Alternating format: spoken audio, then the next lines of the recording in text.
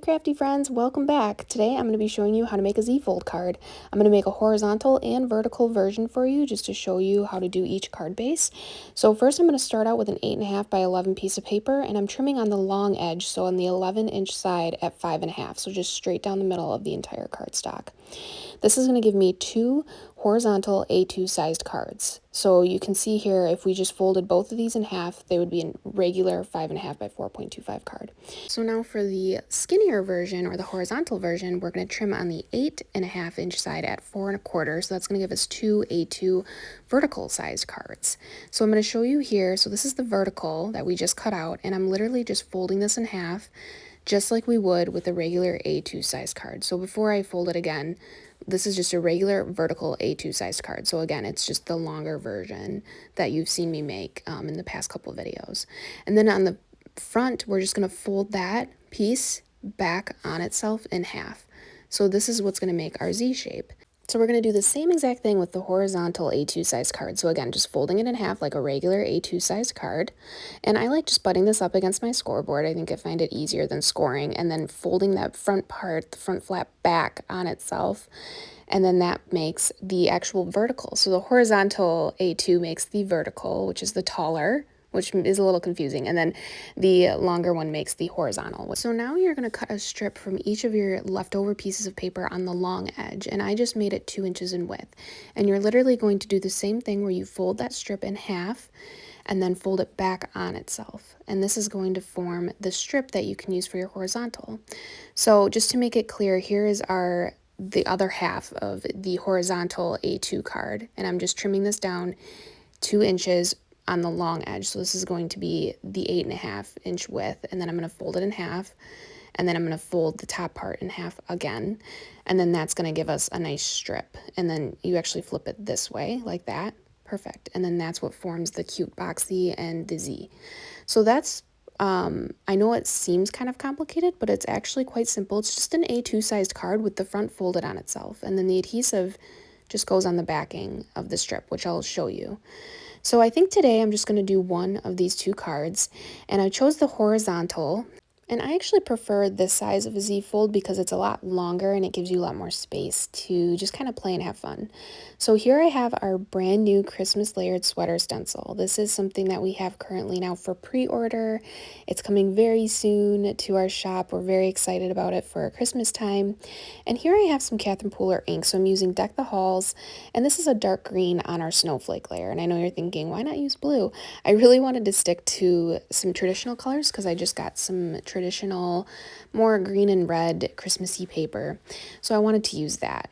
And so here I'm going to show you how this strip is obviously a lot longer than our stencil, but with our stencil you can kind of just move it, and this is a really great way to utilize not only for something like this, like the Z fold, but also for something like a slimline card.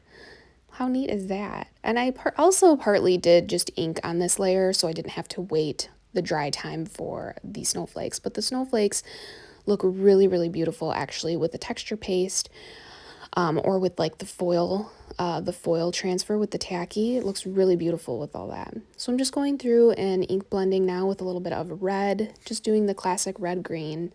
And our Christmas layered sweater stencil comes with 3 separate layers, but you can really mix and match them, as you can see here. This is the snowflake layer that I just chose to use, all snowflake layer, but you could mix and match really any of the different layers. So now I'm using some Simon Hurley lunar paste, and this layer has, I don't know if you can tell, but the strips. So with these strips, you can see how I'm just moving horizontal with the lunar paste. You don't want to go up and down because then you run the risk of getting the lunar paste underneath that stencil, obviously, because it's a nice long strip. It looks really beautiful when it's done, but there is you do want to make sure you're going directionally the same way as the stencil. So now just peeling back my tape. This is called Mint Tape from scrapbook.com. It's a nice low tag tape that works really great with stenciling. And then carefully peeling back the stencil so I don't hit it and ruin any of my pretty lunar paste. So now I am just going to, I waited for that to dry. It looks great. Now I'm doing it on this side as well. And here I actually make a pretty big mistake.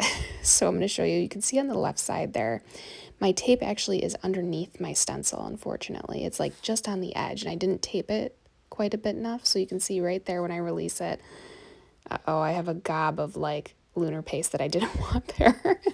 So first thing I do, I'm going to grab a dry stencil knife and just try to scrape it off. But then it kind of just spreads a little, but I figure, that's okay. You know, we'll just cover it up later. And then I noticed also that I missed 2 of the triangles in the one, but that's all right. We'll just end up covering up this spot.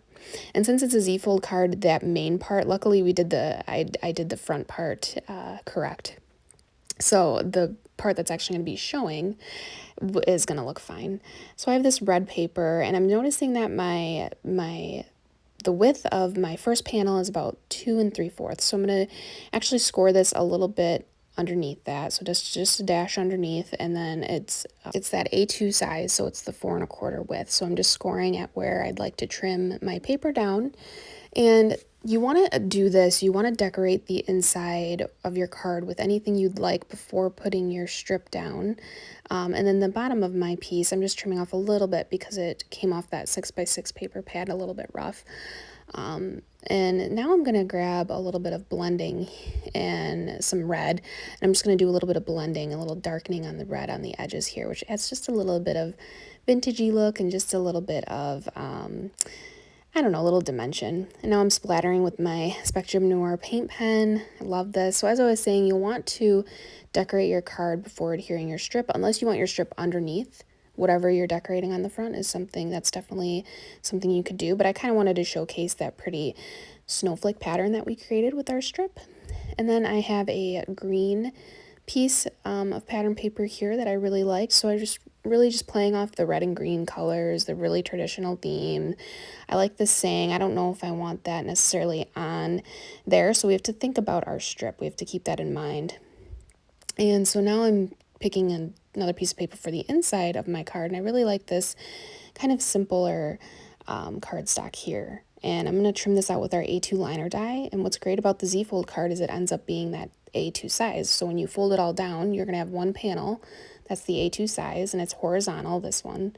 And on the other one that we made, it'll be vertical, right? So I'll show that other one in a separate video, but now I'm just going to start gluing my stuff down. I'm going to do the same thing with my green panel here, where I'm going to hit the edges with a little bit of green. I have the Deck the Halls. And we also have these colors now in stock at Emily Moore Designs, so it's great. We have the Deck the Halls, and look at that pretty splatter. I love that. And we also have some of that Simon Hurley lunar paste, so I'm really excited about that. So just adhering my panel down, and look at how pretty this looks with just the green and the red, and then adding that snowflake pattern that we created. It's so beautiful. There's that little mess right there, but we'll cover that up. And so this is how I'm going to adhere this on. So see how we just folded that back down on itself? And this one is fairly simpler because obviously you can see this is the side that we didn't have anything on. So with it folded down and making sure the smaller half is on that right side, you're going to line this up perfectly with the edge of your card here. And then kind of making, trying to think through the design in your head, making sure you don't have anything you want to put on the front still, unless you use a not too sticky tape. So look at how cool. And then just those two pieces adhere onto where they need to adhere onto, and you do it that way. I love that. So now we can just focus on the decorating, the fun part. And we have this Christmas greetings, and I think I'm actually going to put this on the ribbon that we created, or the strip. And I'm going to use some thin foam tape here, and I'm just putting it on the very bottom edge. And then that way, when you close it, you'll be able to see it as well. So that's what's the fun part about the Z-fold. And then you can also do things like behind the strip, kind of coming out like we could do like little pines or something, and it would be really beautiful. And we have that beautiful boxy shape that adds a little bit 3D embellishing. So that's always a lot of fun. I already have this glitter paper here, and I figured, I'm like, I want to put a bow on this. So I do have some adhesive on the back of that bow already from when I worked with it before, and I'm just adding some thin foam squares to assemble my bow. This looks great. And then I decided, I'm like, it'd be really pretty if we had a strip here of gold. So I'm just going to actually peel this back. Let me see if I can take it off. Yep, that was quite simple actually. And I'm going to grab some crafty power tape and add my gold. And then unfortunately I realized, oh no, I thought I was recording and I wasn't when I did all this, but I added some glitter. That's all I did was add a little glitter with the crafty power tape. And then I just adhered my part back on and then the bow. And then all I did here was I added the Santa onto that piece where we kind of messed up. Where I messed up. And then now I'm just adding a little bit of embellishing on the inside here. How fun is this? I just love this. And I hope I explained it simple enough in the beginning. I'm going to have a full blog post showing all the details and all the measurements. But then I was like, I can't stop. I decided to do our Christmas layered stencil on our regular gift card holder. Look how pretty that looks. And I was like, I'm going to make a pocket for the back because this is an A2 sized card, right? And the back is just blank.